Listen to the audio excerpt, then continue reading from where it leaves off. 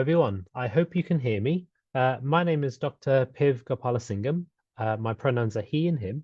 And I'd like to first thank the organizers of this RItrainPlus webinar for putting everything together, and especially to Daniel and Marta for the invitation and the meetings beforehand. And also thank you, Maya and Irina, for administrating everything here as well. It's a pleasure to be here. Hopefully you can all hear me in the Zoom call as well as online on Facebook. If there are any issues, please do get in touch with one of the organizers, so Maya in this case, and we'll be able to see if we can do something about it. The slides will be made available for you folks afterwards, and there will be some active exercises that we'll be doing later on, and a little bit at the beginning too. So we'll try and make this kind of informal and informative for you folks as well. So in true Zoom fashion, I'm going to share my screen now and get hopefully a thumbs up from the organizers to ensure you can see my screen. Yes, fantastic. Thank you so much.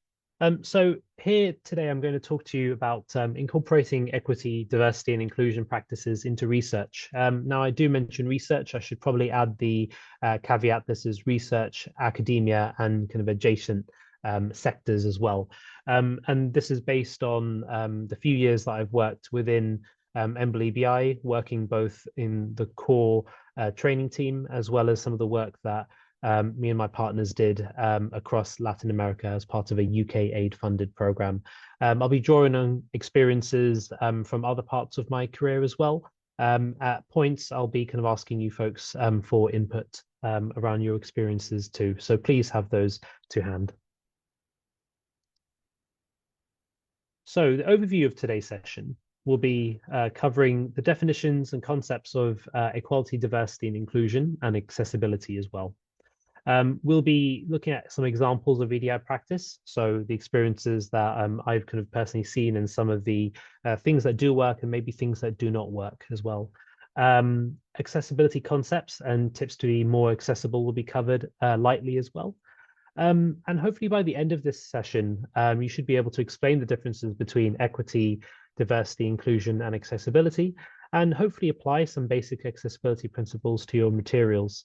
I should probably also mention my background as well. So I'm not at the EBI, the European Bioinformatics Institute, working in an official capacity as an equality, diversity, inclusion officer, for example. I'm a scientific training officer within the training team. So this is a fairly unique role within the organization, where I work with many scientific organizers and trainers to support course design, organization, and delivery. My role also involves supporting trainers with their session design and delivery as well. I am also a train-the-trainer instructor, and I do deliver instructor training for the organization as a whole, as well as through other research infrastructures such as Elixir, and have done so through the Latin American project I'll be talking a bit about as well. So my background is classically in academia. So I did an undergraduate in biomedical sciences, did a PhD in structural biophysics within the cancer biology field, and worked as a postdoc for a few years before moving into university level teaching. So working with undergrads, early postdoc, early PhDs even, and master students as well. And so this has allowed me to gain some experience in the area of facilitation, coordination, knowledge brokering, and some of this I'll be kind of flexing during today's session as well. So it's enough about me. I'd like to hear about the folks on the Zoom call as well as those who are listening to the live stream. Whereabouts in the world are you based? I can definitely tell you right now where I'm based. I'm based in sunny Cambridge in the UK, and the temperature here is quite a balmy 11 or 12 degrees at the moment. So if you'd like to write in the Zoom chat which part of the world you are based in and roughly what temperature it is, that'd be great to know. I'll give you a few moments to do that too.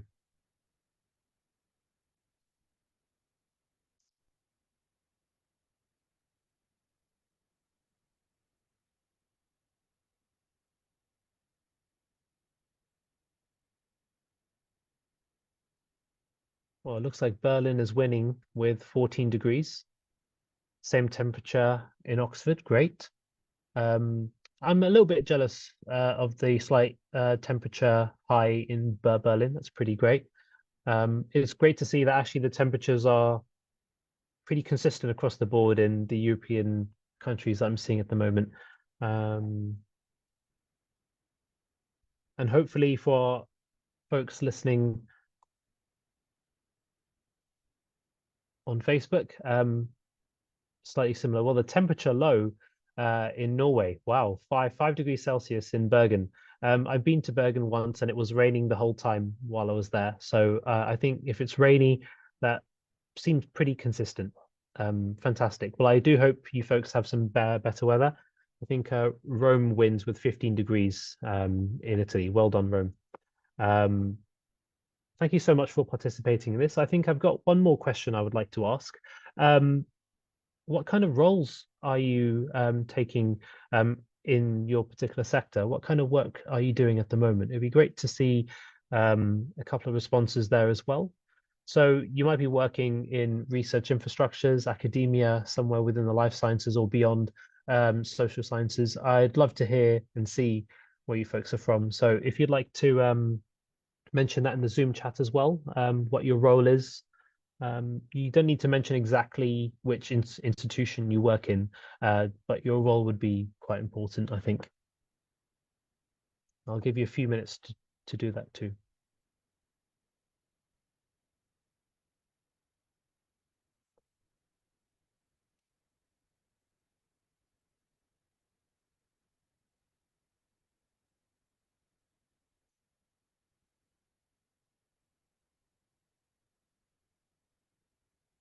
Okay, so we see a few responses coming in.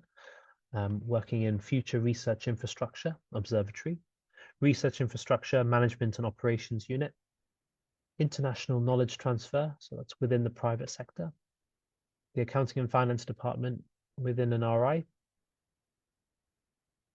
HR administration, project management, chief of communications.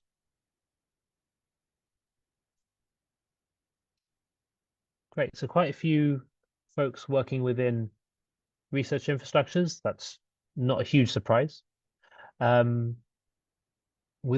the management side, within project management, communications, some of the operational sides of these infrastructures, so HR, administration. Fantastic. Thank you so much for letting me know. So this gives me a bit more of an insight into the kind of departments, the kind of work you do. I'm not going to make any promises. I don't know exactly what all your work might entail, but it sounds like there's generally within the research infrastructure sector quite a breadth of experience that you're bringing to the table. So thank you very much. And this will be important, actually, this diversity of the kinds of roles that you have, as well as where you've obtained those skills and where you've come from previously to working in research infrastructures will be helpful in our discussions. So thank you so much for participating. So you can see here, I've been very lucky to work across Latin America and many parts of Europe as well, both in person, virtual and hybrid settings.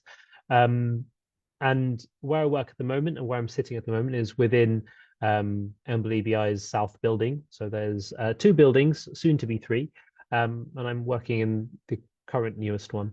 And for those of you who don't know about the EBI, I'll just talk a little bit about our mission and what we do, and it will hopefully give a bit more context as to what we're doing here and why we're focusing in some of our work on outreach, inclusion, and widening participation. So EMBL is an international organization, an intergovernmental.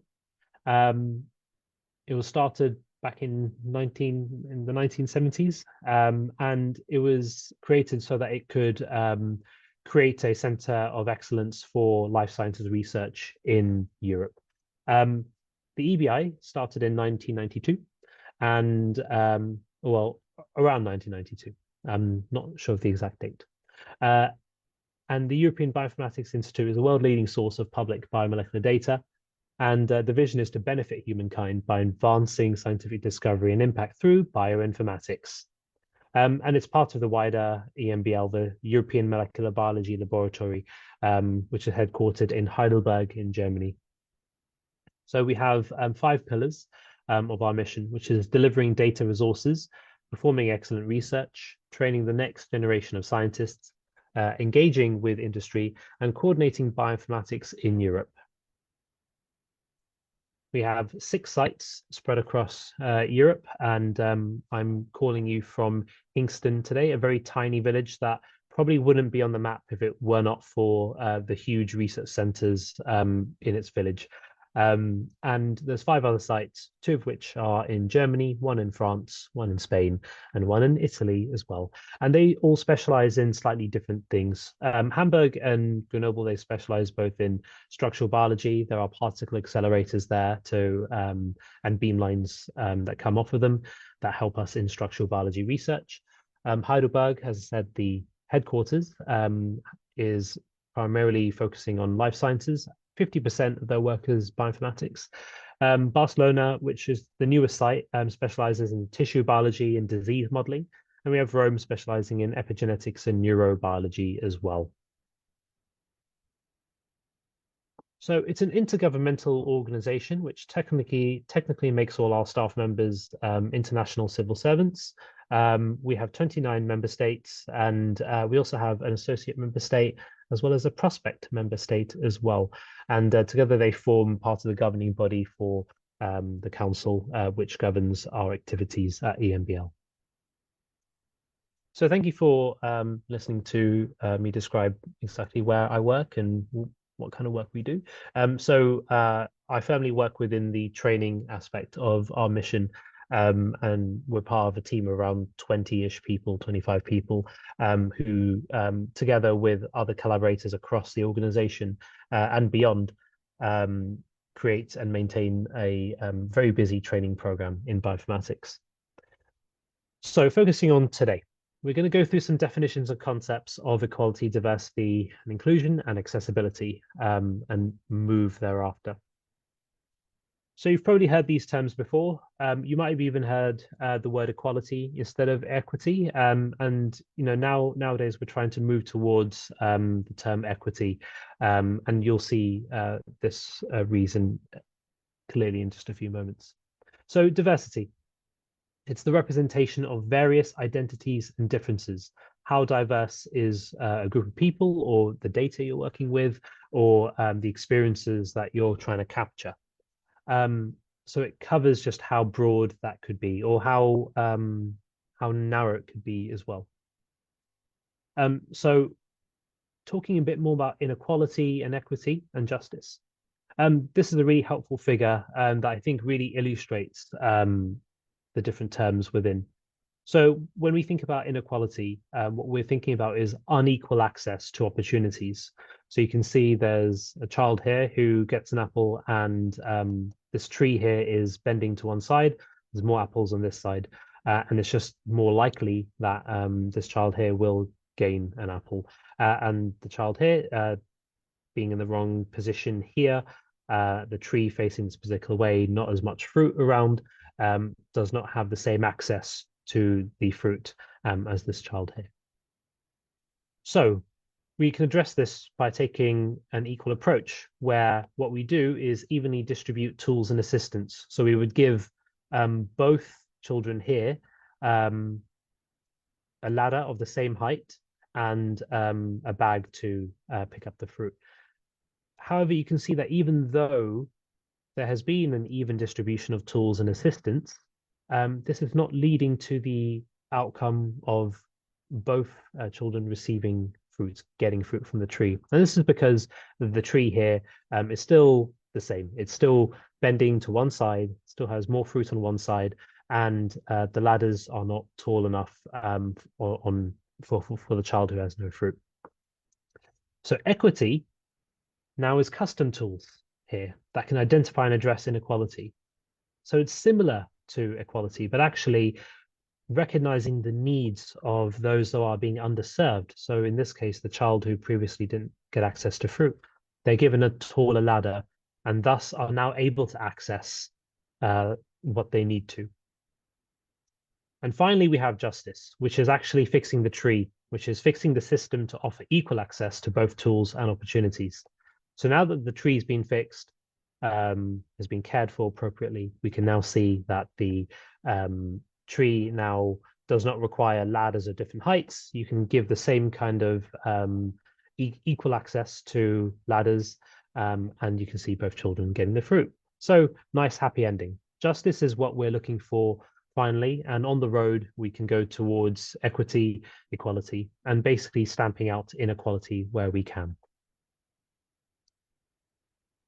So equity, to summarize, is focusing on fair treatment, equal opportunity, and equal access to resources.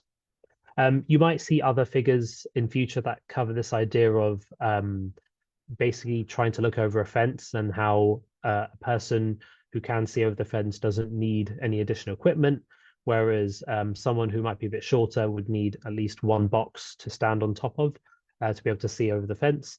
And that depending on the needs of the person, so if they're a bit shorter, a bit smaller, they might need more resources to be able to gain the same outcome. Inclusion. So when we talk about inclusion, it's good to see what exclusion is as well.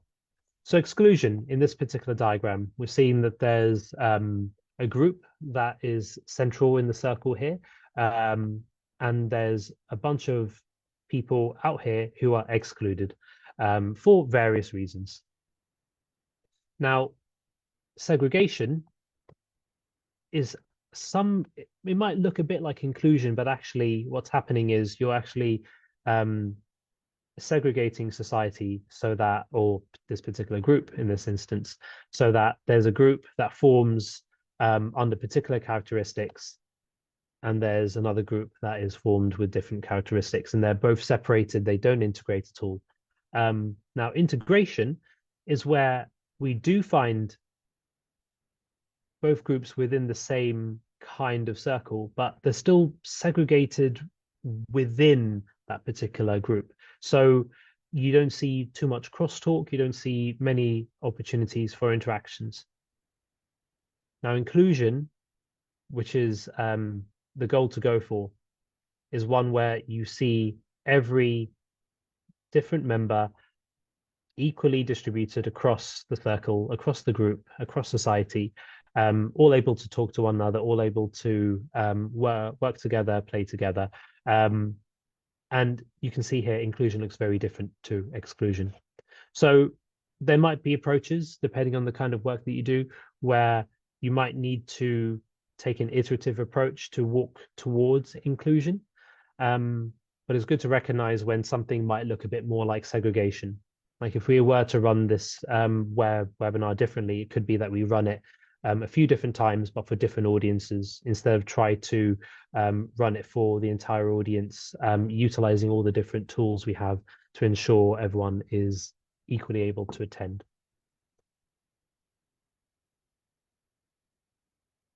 So inclusion is the active engagement of the contributions and participation of all people. A really helpful way to look at this as well is asking a few questions. So diversity is asking, who is in the room? What are their backgrounds? Where are they coming from? What kind of ideas do they have? What kind of experiences have they had? Equity asks, who is trying to get in the room but cannot? So that's a very important question. If you think you're part of any meetings or any part of any groups and you feel that there's probably something missing, someone missing, a particular group missing, chances are they probably are trying to get in and can't, or they have not heard about the meeting and thus can't contribute. So there's a bit of a double deficit type thing going on here. And inclusion is asking, has everyone's ideas been heard?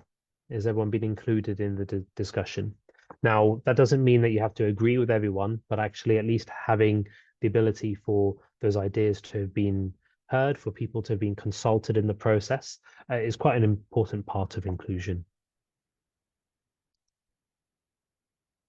there's also accessibility. So accessibility is the inclusion of people with disabilities as well as others. And it's not quite the same as usability. And this will come into play a bit later when we talk about the use of technology in addressing accessibility. So this is things such as screen readers, for example. And it's also important to say here, and I'll reiterate this point later as well, that with accessibility, when you do improve access so that people can access whatever you're trying to do, hopefully in an equitable manner, what ends up happening is other people who may not have a disability would benefit somehow from you improving the access in a particular way and thus be able to have improved access. So finally, the goal, even if you're trying to improve access for a particular group, you might find that it improves access across the board, regardless of certain disabilities, which is always a good thing. Now, I should have probably said I was born and raised in the UK. I'm looking at this in a very kind of UK-centric manner, and I'm hoping that many of the countries that you're based in or are from also have something similar written into law around this idea of protected characteristics. Now, this is not completely exhaustive. There might be some things missing here, but from a legal standpoint, discrimination based on these particular characteristics is seen as illegal in particular legal proceedings. So that is age, disability, gender reassignment, marriage and civil partnership status within employment, pregnancy, race, ethnicity, religion or beliefs, sex, as well as sexual orientation as well. So at least in the UK, these things are protected characteristics. You cannot discriminate based on these in any manner. And yeah, the Equality Act is what ratifies these principles in the UK. So examples of EDI practice in academia and research. So what I'm going to talk to you at the moment is this particular project that ran between 2017 and 2022, and it was headed, administrated within the EBI, but involved many, many partners across Latin America. And this was to address the slow implementation of data-driven biology by creating a sustainable capacity building program. So the name of this program was Cabana, and it involved 9 partners across 6 different countries. And the funding was part research funding from the UK and part aid funding as well. So 2 different departments funding came together to produce this great initiative funding called GCRF, the Global Challenges Research Fund. And its goal is very much on a training focus. So hosting 28 research secondments for about 6 months apiece, running 4 train the trainer workshops, running 28 short courses in bioinformatics and creating at least 3 e-learning resources. And they would come under the grand challenges of communicable disease, sustainable food production, and the protection of biodiversity. And underpinning all this, we have a wraparound of inclusivity, open science, and training at all career stages as well. So at its heart, it's a training program. So there was a lot of work that was done within the research sector, but actually to try and improve skills and training and attributions of people within the Latin American regions. In terms of materials, we made all the materials free and reusable and openly available. So this is through open licenses like the Creative Commons licenses by SA and by. And the project was really focusing on widening participation and decentralizing some of the work that was being done already, both at the EBI and in Latin America as well. Steve, there are a couple of questions in the chat. I don't know if you see it or do we can read them for you. I don't know. I can see the 2 questions here. I'll read them out. So is HIV status protected in the UK? Off the top of my head, I don't know. I think an inference I can make is it might be counted within the realms of a medical disability. and thus you should not be discriminated for it. And I'm not entirely sure if it's legally protected, if I'm honest. I'm thinking of particular cases where it might be there might be a requirement that you don't have any blood-borne diseases at all if you're working in a particular area, but I don't know off the top of my head. This is something I can look up afterwards. We can look up. So thank you for the question. Another question is asking, is pregnancy also meaning being a parent? I'm not entirely sure. I think there are parental rights and benefits that are given in the UK. Some things that are statutory, so legally obliged for employers to provide certain amenities for parents. But I don't think you can be legally, yeah, I'm not sure how much of that is defensible in court if you're a parent versus being pregnant.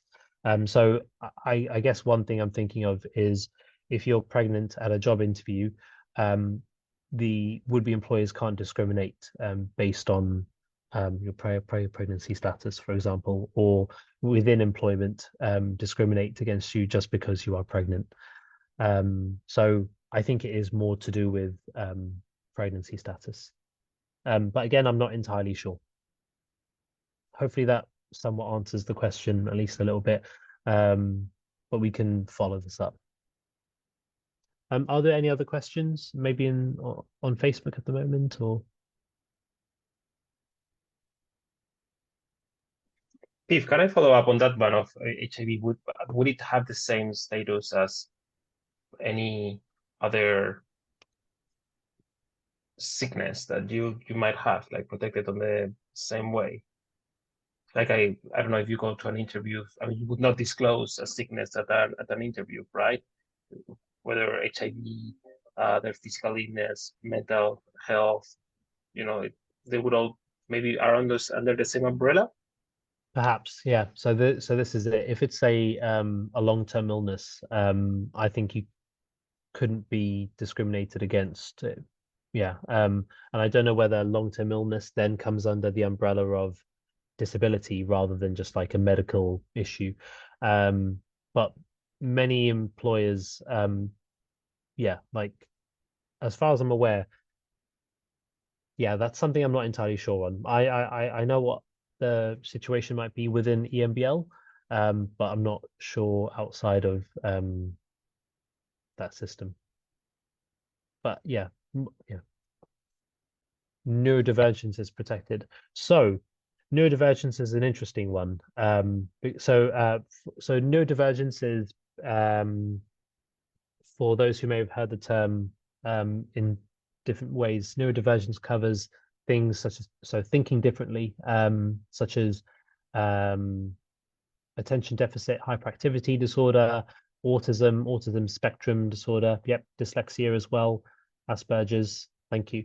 And again, this might come under the umbrella of disability, where the conditions might affect the functioning of an individual to the point that it actually becomes disabling. So I don't know if the terminology is correct here, so I apologize in advance.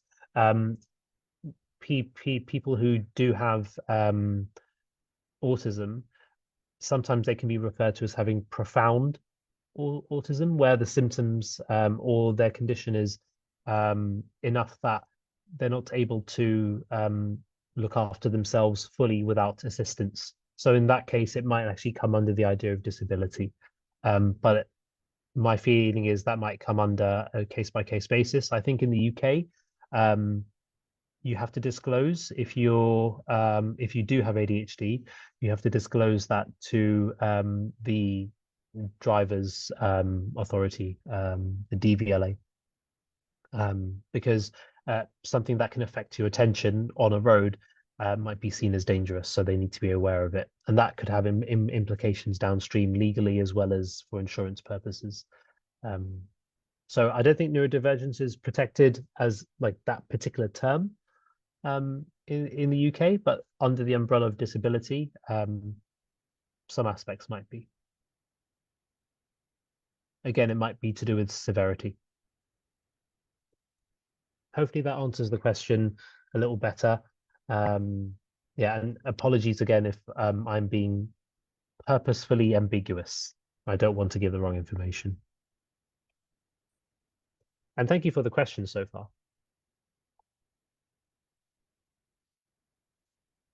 So one of the things that we observed as we were working within this project is not only a big need for training in the region, we also saw a need to change the way we worked with low to middle income countries. So LMICs is a term that's more used when it comes to the in developmental offices. It's normally to do with GDP per capita and how much money an individual has. So there are high income groups and then higher middle income groups, and then it kind of ventures into upper middle, lower middle, and then low income countries as well. One of the things we noticed was language barriers. So it's a training program, and although all of our partners spoke fluent English, that doesn't necessarily mean the target audiences they were trying to reach were fluent English speakers. So language barriers, effective learning is quite difficult in languages that are second or third or fourth down the line. So people learn better when it's teaching and learning in their native environment and their native languages. We also noticed different infrastructure availability. So this would be internet speed, compute power, electricity in some cases as well, so stable electricity. We think about socioeconomic kind of attributes as well. So in here, when I say economy, I do mean time and money. And in most cases, people did not have the money or didn't have the time because they were already too busy with many other things, not only in their own careers, but also might have been encumbered with other responsibilities outside of work, which would prevent them from having the time to take a few days to really learn something deeply elsewhere.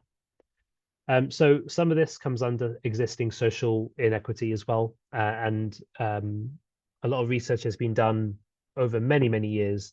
I think a lot of this work was done in Sweden at one point, looking into how men and women live and how different their lives are, even though quite a few people think they live the same lives. So existing social inequity is a big factor in all this, and it can be entrenched in society. One other thing we noticed was this phenomenon of helicopter research. So helicopter research is a phenomenon where I'm not saying this happens across the board, but generally speaking, a more privileged, more well-resourced country or institution or lab would be collaborating with an equivalent that is not as well resourced. So we're talking not as many resources, money, time, people, expertise. And this could be in a different country, or it could be in the same country, but a different region of the country where it's, doesn't have good access to resources. And basically, with that inequality, we might see an inequality and uneven distribution of recognition of who gets to do what work, who gets to have their names in the papers, who gets to have the prestigious parts of the authorship list and things like that. And this has ramifications downstream. So for those who do get to be named in papers and have a high authorship or listed higher in the authorship list, they might get more ready access to grants. They might be able to use this in getting better jobs. And the opposite is true for those who have no benefit of, papers, first author test, second author. And this has some large effects as well. So not addressing any of these issues leads to further inequity. And for us, the training goals would not be met. So one thing to bear in mind as well, that there are interplays between individual inequalities, institutional inequalities, national inequalities, and then the cultural side, which can affect not only what happens within a country, but also across countries. So this kind of transcultural aspect. So this is something that we all had to deal with and all had to learn about. And I think the main lesson here, the take home, I would say, not only from seeing that we needed to change, was to listen to the partners and really address kind of their concerns as well. So having that diversity from different countries, from different kind of areas, is very, very helpful if it's if people are open to listening. So a great piece of work that some of the secondees from the Cabana project, so Maria Bernardi and Patricia Carvajal, in particular, they did a bit of work actually trying to find out the exact reasons for the causes of kind of inequality in bioinformatics training across the region. And this is a list that they came up with after conducting many interviews and talking to many people and actually just running workshops as well. So language barrier was one thing, but then reluctance of principal investigators to changes in how they could work, not only kind of within the things they teach, but also thinking a bit more broader, more in institution-wide or kind of across the country. There was an idea that bioinformatics was feared by PIs who were not doing it and students who were not doing it. Resources and infrastructure came up. The shortage of this kind of training in bioinformatics in undergraduate programs. And finally, the availability of trainers. So this isn't just expertise that's local, but also the availability of that expertise. Did they have the time to be able to deliver training? Did they have the capacity to deliver good quality training? Have they been trained enough? Have they got the time to take on training to then train others properly? And of course, the funding required perhaps to take a trainer from one place to another is another barrier. So these were some of the causes that were kind of investigated. Some of them were addressed, but I think some of them take a lot longer to address as well, and need a bit of a surgical approach to address in the long term. One of the key outputs that came out of the project was connecting with other networks in Asia and Africa who are trying to do similar things, trying to address inequality by providing good quality training. So a lot of us came together and basically wrote and published a paper named 10 Simple Rules for Organizing a Bioinformatics Training Course in Low and Middle Income Countries. And one thing I'm going to say off the bat here is the 10 rules are pretty much bioinformatics agnostic. So they're very much copy and paste into different situations. You can really focus on say the research infrastructure side of training with these rules. So I'm not going to go through all the rules one by one, but it really starts from a pedagogical standpoint, really defining the topics, the aims, the target or audience, and then some of the operational considerations of budget, location, facilities. And one thing that I would say that's quite important, at least for training, but also I would say for things that involve any form of recruitment, whether it's for a job or whether it's for finding the right people for something, is to have a clear and transparent application process. So this will allow trainees to know fully what's expected of them if they're prospective trainees, and it helps them make a good decision as to whether whatever's on offer is actually a good fit to them. And then also allows them to provide as much information that is relevant for you to make the best decision thereafter. So having a transparent process is always a good thing. If it's possible to add some kind of networking or cultural exchange elements, it really allows and empowers that facilitation of cultural exchange to occur. Of course, a really important thing to do is to ask for feedback, and then use that feedback. So don't ask questions that you wouldn't then act on to try and do a better job next time. That's an important thing. When you're asking people for questions, make sure there's some kind of follow-up. Otherwise, it would just be a waste of people's time. One particular thing to mention is when we're talking about course materials, making sure that they've got as open a license as possible so that they can be reshared and redistributed, made into different languages perhaps, is great. It's good for you because your training materials have more reach. You can always add a recognition aspect to it. So CC BY or CC BY SA does allow you to still be named as the the person or the entity that created the materials, so that your brand goes a little bit further. In our case, we wanted to ensure that the data sets were as relevant as possible to a target audience in Latin America. So instead of using examples from, say, UK-based species or European species, we wanted Latin American species to be represented there, just so that it kind of makes it a bit easier to see the links.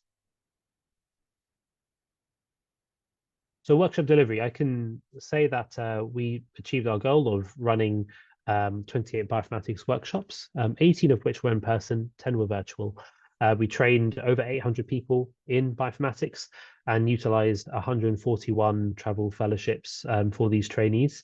The travel fellowships were based on certain characteristics, and anyone could apply for them, and had to just provide some information based on, say, ethnicity, race, gender, location, and then they had an opportunity to tell us why they would need to get the fellowship as well. And we found this model worked fairly well. As time went on with the travel fellowships, which were about £1,000 each, more or less, we started experimenting with partial fellowships. So some people didn't need the full 1,000, they wouldn't need huge amounts. And actually what was needed was people from different parts of the country who live very far away but are within the same country, to gain access to these like smaller grants. So we actually did experiment a lot with giving, say, £200 or £300 instead, which would just enable people from sometimes, hundreds of kilometers away from the capital city or the city in which the training was taking place to then attend. With the Train the Trainer, we ran many more workshops because we saw a need for high quality training in training. So we ran 7 in person and 5 virtual. And some of these courses, they actually involved trainees who were then becoming trainers. So really we're trying to build a virtuous cycle where new trainers are being created who would then run these training sessions. So about 25% of newly trained trainers actually went on to deliver training either within the program or in other areas as well. Now, one of the great positive outcomes, it's really important to say that even though this was led by entities in the UK, there was an understanding that by the end of the project, if we'd done our job well, we would actually become redundant as partners in the UK. We would be able to give everything over to our Latin American partners to be able to run everything. And actually, I'm really, really happy to report that soon after the project ended, a shorter version of the project, Cabana Net, was funded by the Chan Zuckerberg Initiative under their open science kind of funding. And this is now led by Latin American researchers with only an advisory role from us at the EBI. So there's 2 or 3 of us who kind of have some affiliation, but really minimal. Our partners, colleagues overseas are running the show. They decided what kind of projects to create, what kind of training to run, and they're the ones administrating everything, which is great to see. It's exactly what we wanted. And this is the kind of thing that maybe it could be relevant for your research infrastructures to empower groups that you would like to involve in the work that you do.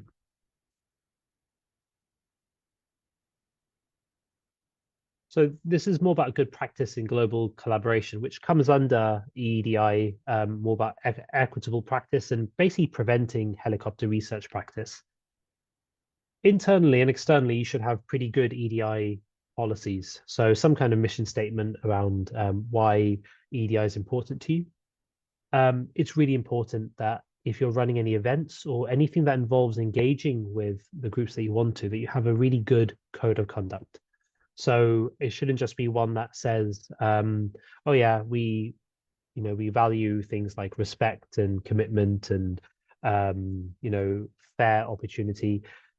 There should be some kind of follow-up in the system where if rules are broken, what would happen? So who would be the assigned person, say during an event, who would need to escalate a complaint to something and ensure that the complaint is then concluded in an amicable way. So these things are really, really helpful for codes of conduct. And if you haven't got a solid code of conduct, it's a wise thing to do for events to have a really good one. And I would also say there's a lot of resources online. If you would like to gain a bit more training in how to create a code of conduct that is good not only for your events and the way you work, but also for monitoring and refining the policies of safety and inclusivity in your organization. Another thing, this sounds really basic, and apologies if it does sound like a no-brainer. Having a rotating chair or minute taker in meetings so that people gain experience with the chair responsibility, minute taking responsibility.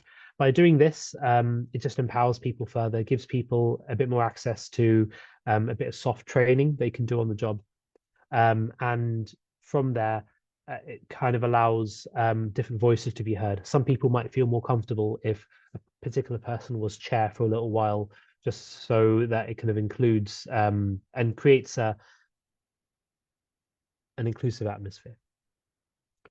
So equitable discussions. So ensuring that the voices are diverse and able to speak and interact. So not everybody wants to speak out loud. It might be a bit stressful to unmute and turn your camera on. So maybe there should be different ways of having that kind of interaction. It doesn't have to be anything.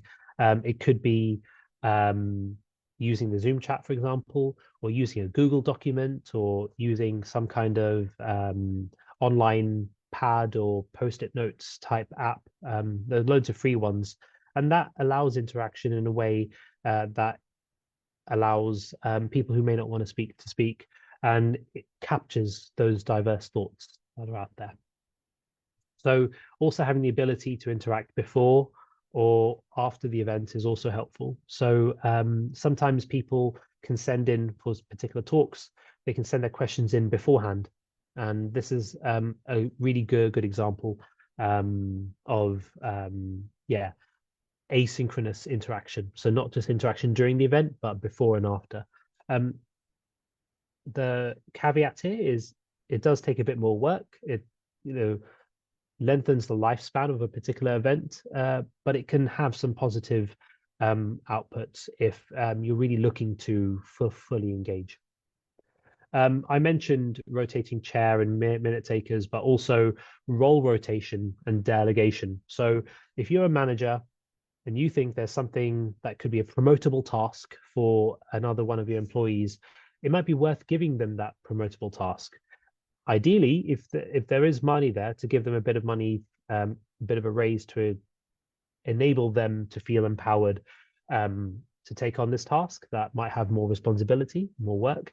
But in any case, effective delegation is always a good thing. It's good managerial practice. And role rotation, it gives people skills in being either chairs or heading working groups or vice, some kind of vice presidency type role or associate directorship type role. The final thing is just to connect to other networks, because sometimes you'll find that people from different networks doing different work experience the same kinds of issues. And I just want to say thank you to Marta and Eva for putting links in the Zoom chat to some codes of conduct as well. So thank you for that. we can put these into the presentation that we sent out. So I can confirm with you that the presentation links are already with the organizers, so they can be sent out to you in due course. So what's this mean overall? A changing workplace, changing workplace practices is probably required if you're working in a way with different groups, which to some extent can mean culture change as well. So any projects that you're embarking on or even running already or research that involves lower to middle income countries or those who are less resourced who might be in the same country or region should include some kind of open science training or training to work openly, sharing code, sharing data, reproducibility, anything that has a training or capacity building component. Having a project that has a small training component is always a good thing. I think a lot of times the European grant funded projects in our sector tend to involve a bit of training, but seeing if there's a way to enhance that would be great as well. This sounds really silly, but at some point, we recognize there are really small ways in which we can bring people into the room, so include them, and that involve things like CCing people who we think wanted to gain experience with doing certain bits of work. So we wouldn't just delegate work, but maybe we'd initially CC them into the discussion, so copy them in emails, or at least invite them to the meetings so that they get to hear and be exposed to different people and eventually feel comfortable to give their own ideas and feedback and then take on some of that work. It can be a slow process, but it's much more sustainable and can be quite empowering for everyone involved. So inclusion policies is another important one. And what I mentioned about copying people into emails, it doesn't have to be something written into law or policy, but maybe it's a checklist of guidance on how to empower people as time goes on in a project or the work that you're doing. Another thing to mention is networking and community building. So anything that can bring people together and share expertise, but also see if there's any particular problems that are shared across your community, and then address that. Now, community can be local. It can be just within your office. It could be within your institution. It could be your collaborators. But ensuring that the right questions are being asked is always a good thing. And finally, we have mentoring and shadowing. I love mentoring. I think mentoring is fantastic. I think everybody should have a mentor and everybody should be mentoring someone, is my belief. If there's time and facility for you to do that, get involved, because in a good situation, it should be a two-way street where both people in that interaction benefit.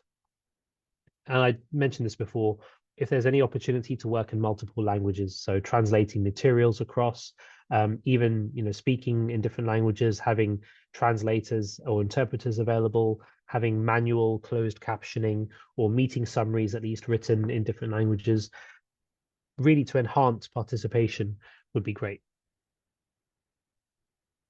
One thing to mention as well is a paper that came out about 4 years ago. So really just as the pandemic was starting, called the Diversity Innovation Paradox in Science. So this paper essentially, conducted a bit of research and found that those who actually came from kind of different backgrounds, so more diverse backgrounds than the majority background, tended to have different kinds of ideas. They had different ways of solving particular problems, but unfortunately they weren't listened to as much as those in the ethnic majority or the skilled majority in a particular way. And I think this is something where people are opening up to the idea that actually diversity isn't just something to do because it's the right thing to do. Of course, it's the right thing to do, but actually there is a business case to it. A diversity of thought means that a problem can be considered from more angles, more innovative solutions can be found. There can be less slip-ups along the way of a project if a now obvious point was not found at the beginning of a project, but was found towards the end. And if they'd known sooner, then maybe things would have gone better. So really, there is a case that diversity is good for the business, it's good for research, it's good for work. So to weave it into the beginning of what you're doing is ideal. And if it can't be done in the beginning, doing it as soon as possible in whatever you're doing should be a priority. So now we're going to talk a bit more about accessibility. So this is an example here. So Susan goes to a restaurant and she's heard of this new restaurant. She decides to go and check it out. But when she arrives, she finds out that the entrance has steps and she can't get in because she's in a wheelchair. So here we can see that, seen from this particular angle, we can see that Susan cannot walk like a normal person. The word normal is very problematic, so I would avoid using the word normal. Spoiler alert. Because she is disabled, we don't expect her to go to this restaurant because there are steps. So, you know, we don't want people who cannot access the restaurant there to go. So this is known as the functional model of disability. It's really putting the onus on the individual and saying that actually, look, this thing was not meant for this person anyway. Now, actually, we can frame it differently. We can actually say, look, Susan's like everyone else, a human being who would like to go to a restaurant. It's just the restaurant that does not enable her to get in. So this is now known as the social model of accessibility. It can be called the social model of disability. I think the social model of accessibility frames the discussion more in a way that it is society and the way we design things and the way we think about things that has led to this systemic inaccessibility, and that the onus is on us to design things differently, design things more inclusively, so that we can increase and improve accessibility. Now, one of the great things about improving accessibility is it's not just good for those who might have a disability or have something that's permanent. It could be something that is temporary. So looking at the diagram on the right, we can see that there is actually kind of a spectrum of accessibility needs, and that doesn't necessarily mean it's permanent. It could mean that it's temporary, but it could also be situational. So a person with one arm has a permanent kind of disability there, but a person with an injury to an arm is temporarily disabled. And situational is a new parent who might be holding their kid with one hand and thus does not have the other hand or arm free. So they're situationally disabled in this particular way. I see in the chat someone's written, I've seen it written as disability, so disability with a capital A to stress the fact that it is society that excludes, not the disability itself. And that's a really good point to mention. So thank you for mentioning that. Absolutely true. It just frames it more towards society and then the responsibility of us in society to fix that. And then when creating new things, create things that allow people of all abilities to engage. So one really good example of, say, the speech and hearing section is subtitles. So subtitles, they're great. They're great for people who cannot hear at all, or their hearing is partially there, so they might have partial deafness. They might have an ear infection. It might just be really loud where they are. You know, if there's loads of people talking around the TV and you can't hear what's being said on TV, you can read the subtitles.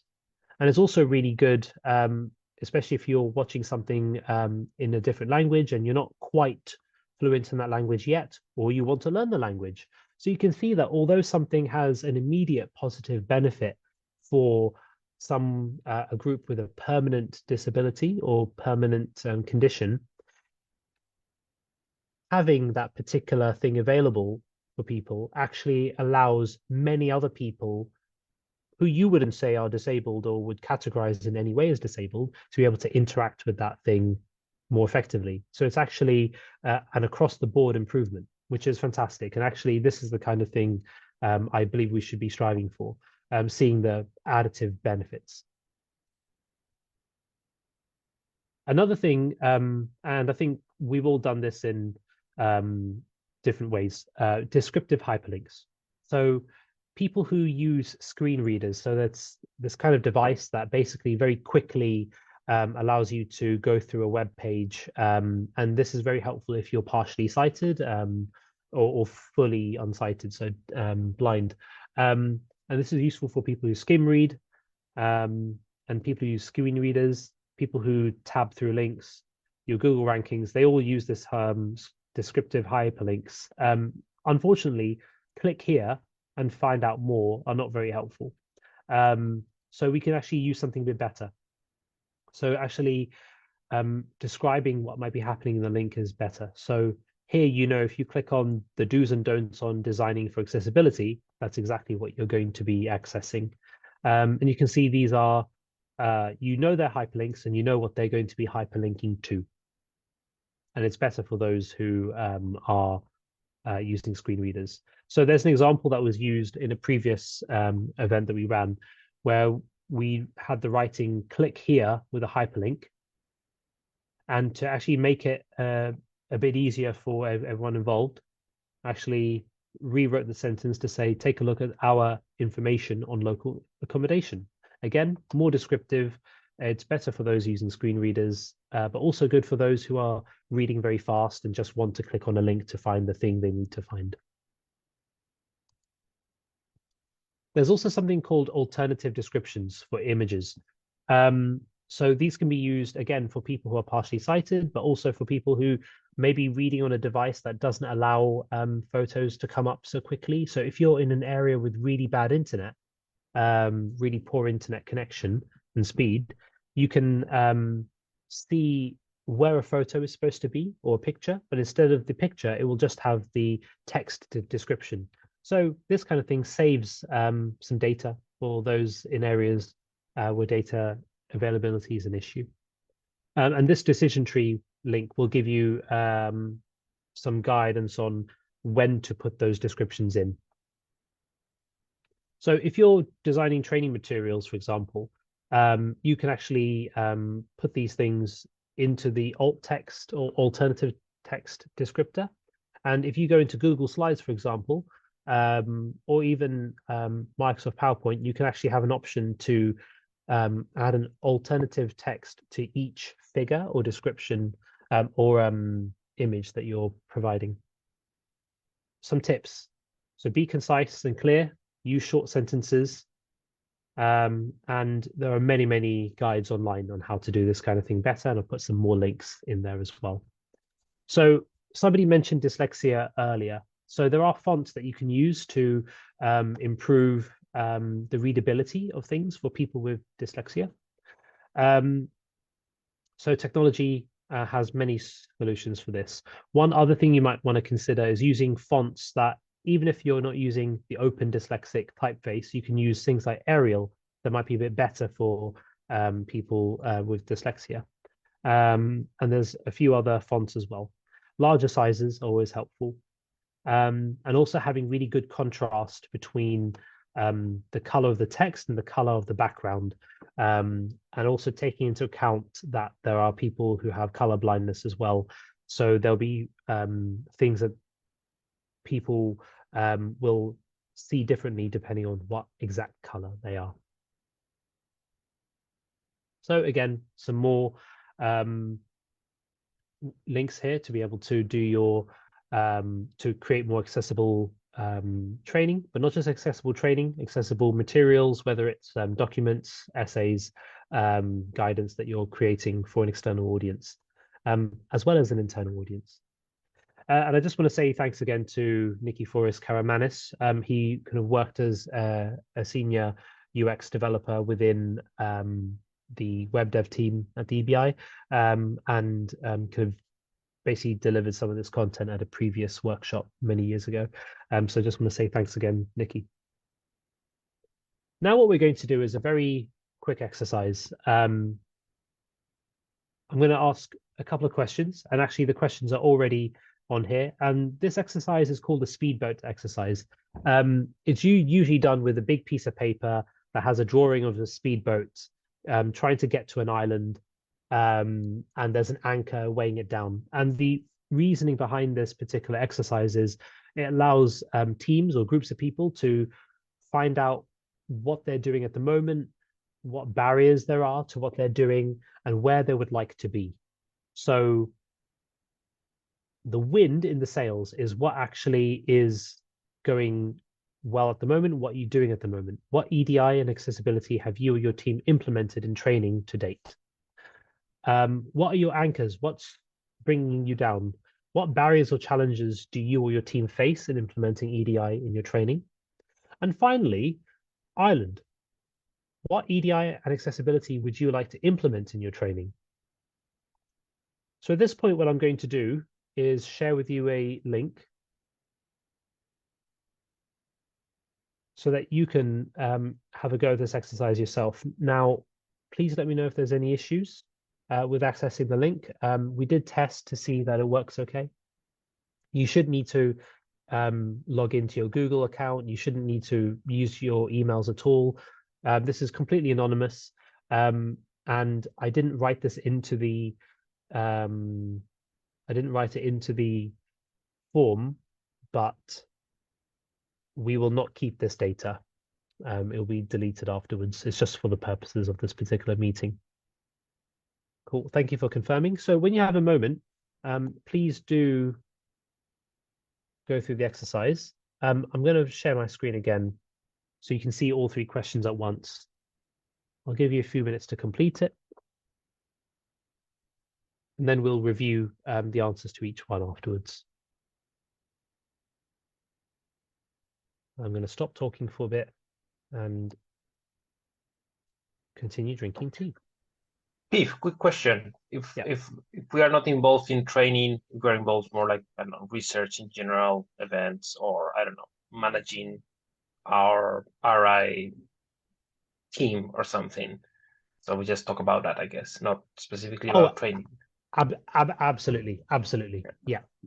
Hopefully the questions in the in the Google form are a bit more general.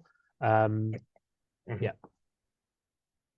So yes, in the context of the work you're doing within research infrastructures would be fantastic. Thank you for clarifying that for us, Danny.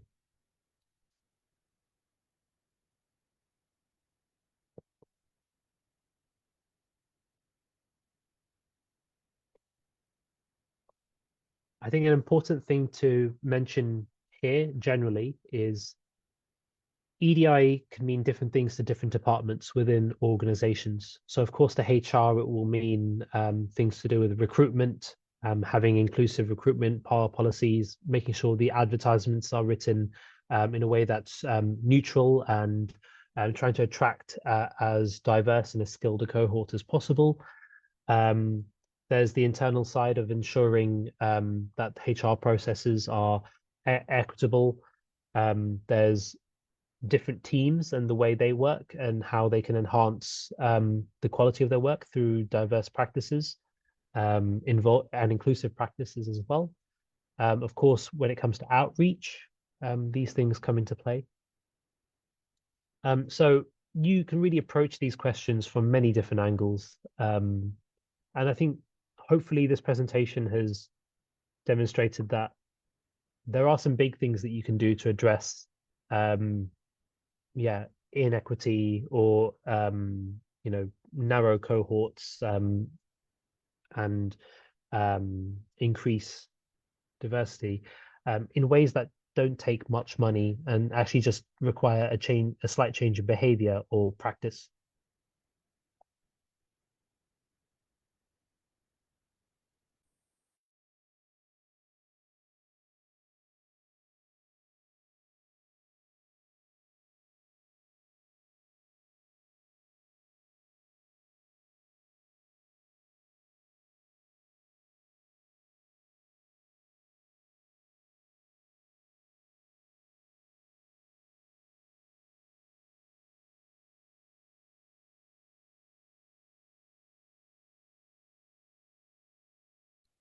Great. So these should be the three questions you see.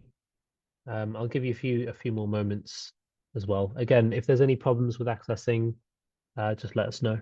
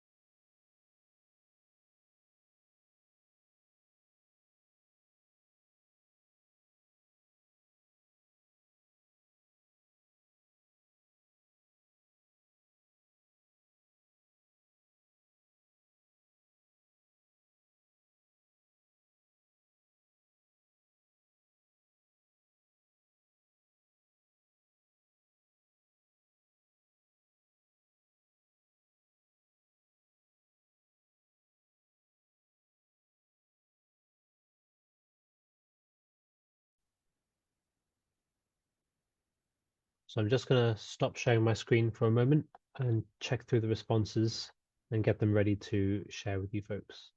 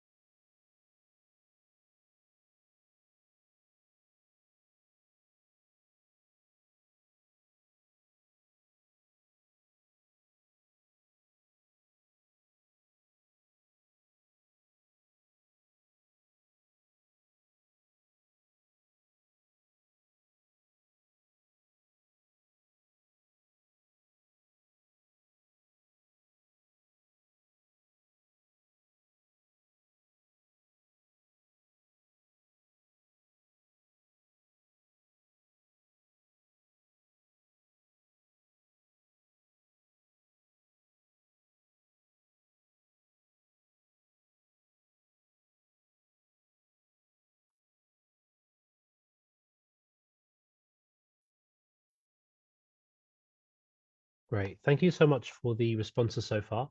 I'm going to summarize them. So I think the best way for me to do this that ensures anonymity, confidentiality. I'm not going to share my screen with the full responses. So I'll summarize each question, and hopefully that's okay, Danny.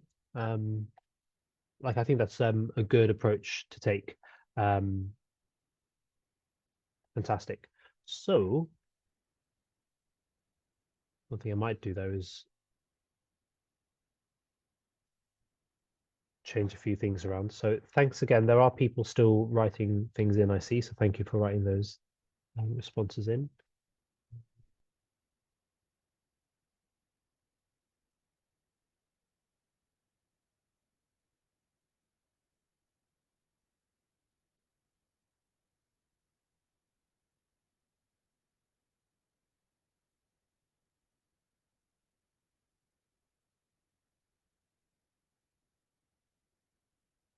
Okie dokie. So right now you should see speed vote exercise question 1.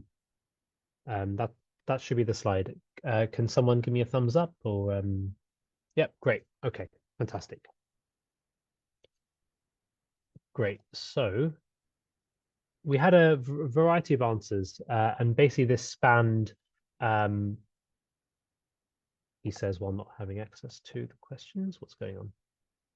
Yeah, so it spanned not really doing too much in the kind of way of EDI, which, yeah, does happen. That is, sometimes when things are written in, there's no explicit mention of kind of EDI practice or follow-up in monitoring and evaluation. So that does happen. So the first question is asking what's been implemented to date. And some people have said several small elements, but nothing concrete. So maybe nothing concrete means no really big things here. An equality plan, equality training, and focusing on gender. So this is quite a common one. So, gender equity has been quite an important thing to improve for many countries, for many areas. And it's normally common for people to start with gender as the point to begin, and then once there's comfort working in that area to expand it to different characteristics. Some people are saying they've actually gone to implement certain policies. Training staff and discussing how to adjust the service to make it more accessible and inclusive. Great. Pre-registration so that there's a check for diversity, checking materials for colorblind friendliness, programs that are good for promoting women, mentorship. Oh, wow. So this is great. Inclusive practices, gender equality plan again, international recruitment, language courses, good code of conduct, going green working group as well. And I like this as well. So there's also mention of addressing member needs with flexible working arrangements, having more of an understanding of parental and medical schedules, and for events to asking participants for accessibility needs. So not only keeping in mind there are some things, for example, such as wheelchair use that might come up, but also leaving something in the question so that you could say, if there's anything else you want to tell us that could be useful, please do, and we'll try to act on it, which can be quite helpful. And yeah, unfortunately, there was at least one response that mentioned, well, sitting back and hoping that something improves. And yeah, I'm sorry to hear and read this. Hopefully there'll be a way to move things forward. Yeah, I've heard this term moving the dial quite often. And hopefully moving the dial starts with little conversations and little iterative improvements. Now, in terms of the barriers people have experienced, time and knowledge, it's a big one. Staff time, or whether there's staff available at all. Resistance from certain staff. There's a really good paper, it's a philosophy paper. It's called The Typology of Resistors to Race-Based Change. It's a little bit philosophical, but I might put the link to it in the additional reading because it covers resistors from ones who are just a bit ignorant, if that makes sense. So, but they're amenable to change if you just let them know, oh, this thing is actually not the way it is, and we could do it a bit better. And people will generally say, oh, whoops, my bad, and then do better. So it goes from that kind of resistance all the way to, yeah, kind of more kind of traditionalism, conservatism in particular ideas, not necessarily politics, but just the kind of ideas and the way things are done. And then it does unfortunately go to the last form of resistance, which is outright racism, hostile, that kind of thing, like an entrenched belief. So there's many reasons that people can be resistance, can resist. The one that I've seen mainly in the kind of work I've done, it tends to be just, well, look, this works. We get enough people applying, or these people get the job done. So why do we need to change things that much? It's more work, it costs more money. And it's just making that case better. Lack of awareness on EDI practice.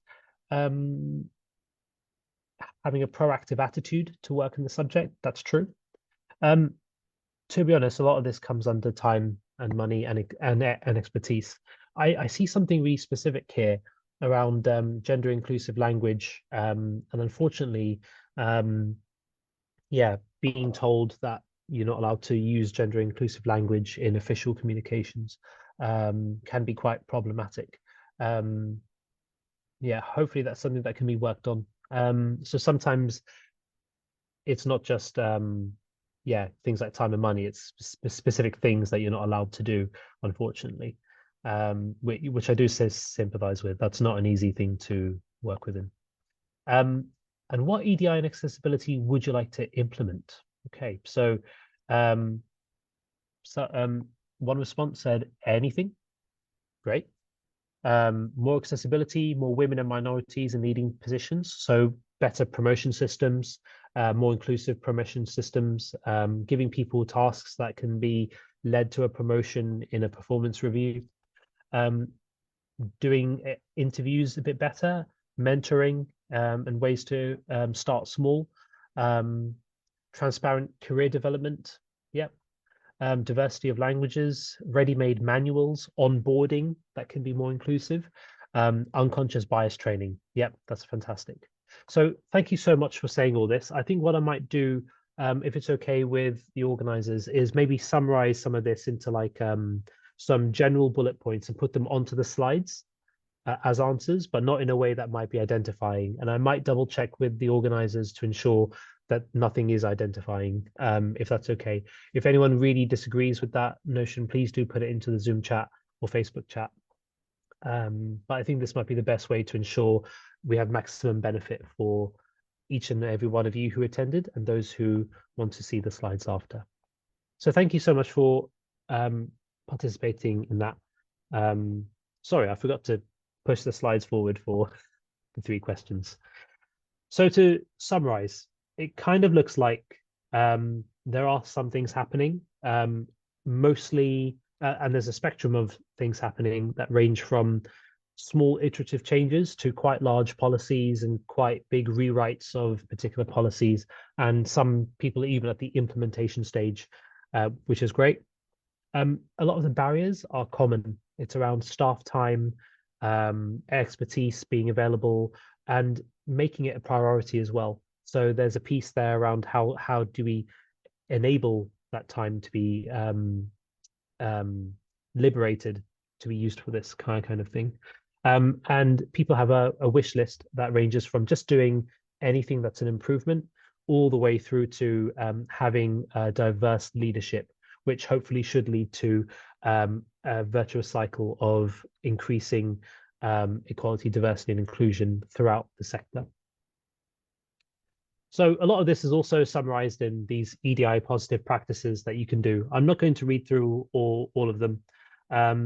And there's things here that we haven't discussed that are very general, and I'm sorry again for being ambiguous. Things like encouraging equitable decision-making processes. So thinking in a way, how can we accumulate diverse thoughts and opinions, and how do we then turn that into a good way forward to make a good decision? How do we follow up with those who have made who have made ideas that didn't become part of the decision in a way that lets them know, look, thank you for participating. This was helpful to discuss, and maybe there's something more we can do later. So there's ways to handle and maneuver around some of these sensitive areas that can still be good for everybody. Leveraging diversity, we talked about this quite a lot, and holding ourselves accountable. I didn't mention this much, but collecting data on the state of play just builds an evidence set that you can use as a baseline for all your future endeavors. So collecting that kind of data can be really, really useful. And again, there are resources out there for people who wish to collect data, and you don't need to think too difficultly about, oh, what races do I put into the questionnaire? Some people have already made that kind of stuff available online to make your lives easier. So there are some additional resources. We're going to populate these with the code of conduct links, as well as the links to other papers of interest. But this is a link to something within RItrainPlus. They ran a workshop last year around turning diversity into an asset. It's a really good blog post. It actually talks more about how to maneuver within teams, within a group, to ensure the diversity of thought is captured. And I just want to say thank you so much for giving me the opportunity to speak here today. I'd like to acknowledge the organizers. So there's RItrainPlus as a whole, the grant holders, the funders, Maya, Danny, Marta, Irina, and I think Lorenzo as well, who's helping with advertising. Thank you so much. The institution I work for, EMBL-EBI, EMBL, the training team, paper co-authors who've been supporting this kind of change. All the consortium members of the Cabana project, the secondees, the workshop organizers, the trainers, Maria and Patricia for developing some of the slides that you saw today, as well as Nikki, and as well as Welcome Connecting Science and Sangha, who provided me with some wonderful training. I think that's pretty much everybody I want to thank, and probably many more. If you have any final questions, I'd be happy to take them. Otherwise, thank you for listening. I really appreciate the time.